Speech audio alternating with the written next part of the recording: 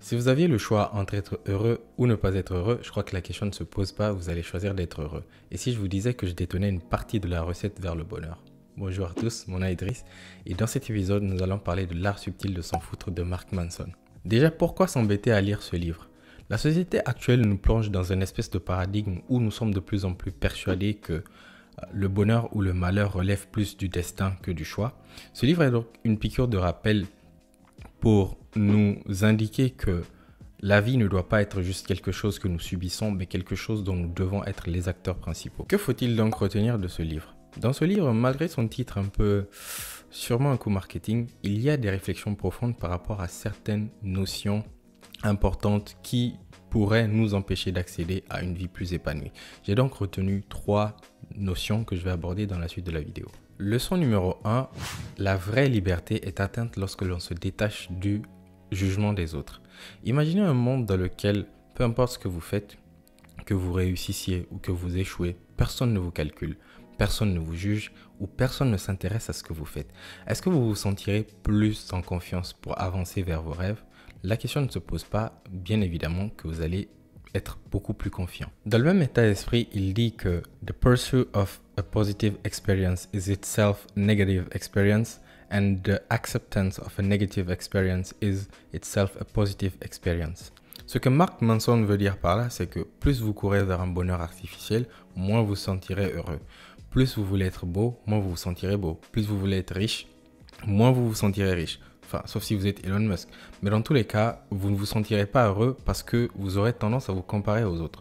Spécialement grâce à travers les réseaux sociaux. Quelqu'un de sage a une fois dit que comparison is the thief of happiness. Autrement dit, le meilleur moyen d'être malheureux, c'est de se comparer aux autres. Le vrai bonheur est donc atteint lorsque l'on se détache du jugement des autres. Leçon numéro 2, tu n'es pas spécial ou dans ce cas-ci, personne n'est spécial.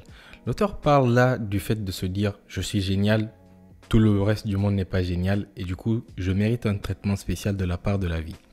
Ou l'inverse, de se dire je suis nul, tout le monde est génial et donc il mérite un traitement spécial de la part de la vie. Dans tous les cas, vous vous mettez dans une posture où vous pensez que vous êtes le nombril du monde et que le monde tourne autour de vous, alors que non seulement ce n'est pas le cas, mais en plus c'est très dangereux pour vous.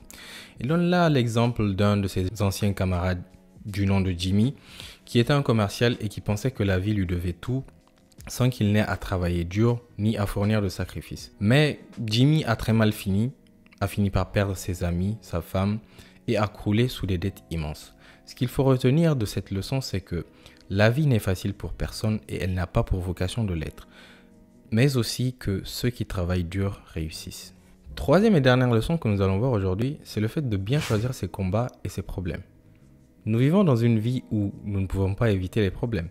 Mais si c'est le cas, il vaudrait mieux qu'on sache quoi choisir comme problème et comme combat, parce que tout ce qui se passe autour de nous ne mérite pas forcément notre attention. Combien de fois par jour on est contrarié pour des broutilles, des futilités? Je sais pas moi, le café qui est trop chaud, notre téléphone qui tombe par terre, ou même ta croche qui ne te dit pas bonjour. Quoique le dernier, il pique un peu quand même, non? Dans tous les cas, Mark Manson dit que si vous estimez nécessaire que vous sortiez de vos gants pour toutes ces choses-là, c'est que vous n'avez rien compris à rien. La chose à retenir ici, c'est que en dépensant de l'énergie sur des choses aussi futiles que ça, lorsque les vrais combats vont devoir être menés, vous serez à court d'énergie pour effectuer des tâches qui vont faire avancer votre vie. Nous allons donc conclure. Bien évidemment qu'il y a beaucoup d'autres leçons à retenir de ce livre que je vous conseille de lire si vous aimez lire, même si vous n'aimez pas lire. Bref, dans tous les cas, j'ai souhaité vous partager les leçons qui ont vraiment résonné avec moi et les leçons qui m'ont posé à me poser des questions sur certains aspects de ma vie. J'espère que vous avez apprécié cette vidéo. Si vous avez aimé, n'hésitez pas à vous abonner et je vous dis à très bientôt. Ciao.